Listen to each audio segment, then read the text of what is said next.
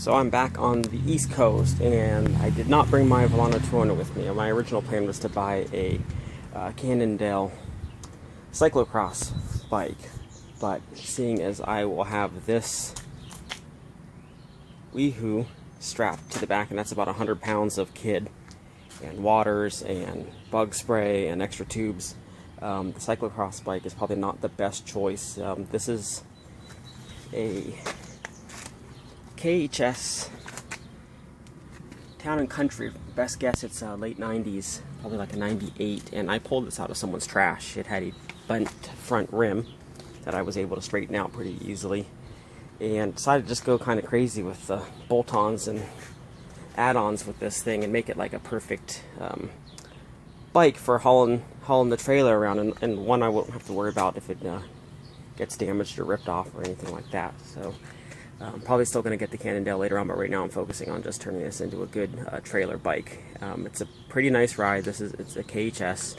I think it was about 350, 400 new back in the late 90s. Definitely not a Walmart bike. It's nothing fancy, but I thought it was a perfect bike to just start bolting stuff onto. So I figured I'd kind of start making some videos of, you know, how to take a decade-old bike like this and turn it into something that's perfect for hauling a kid around. Now the first thing I'm doing with this bike, you can see I have that big rig air horn on there for getting people's attention. I've got a mirror here that I can check on my kid when they're in the trailer, and also see upcoming traffic, things I would normally never put on a regular bike because I'd be embarrassed. I've got a pump there mounted on it, the double water bottles, because one's for the canister there that runs the air horn. And the one thing that the bike itself actually needs, it's in good shape, it rides fine, but it's got, might be hard to see, but it's got some fairly dry rotted tires. And see if I can pick that up there. I mean, you can actually see it was starting to separate, so that's not safe. So I grabbed these on Kenda Cross Plus on Amazon. I think they were about $15 each. Pretty similar tire here.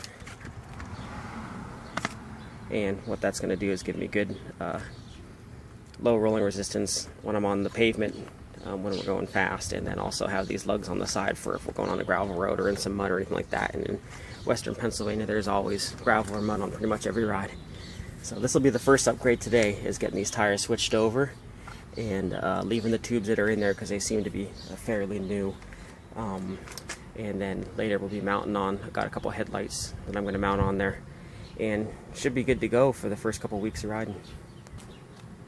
Another thing I'm going to do is brakes are pretty squeaky. I've ordered some new brake pads, Cool Stops, off Amazon as well. These pads look to be original. The rims are filthy.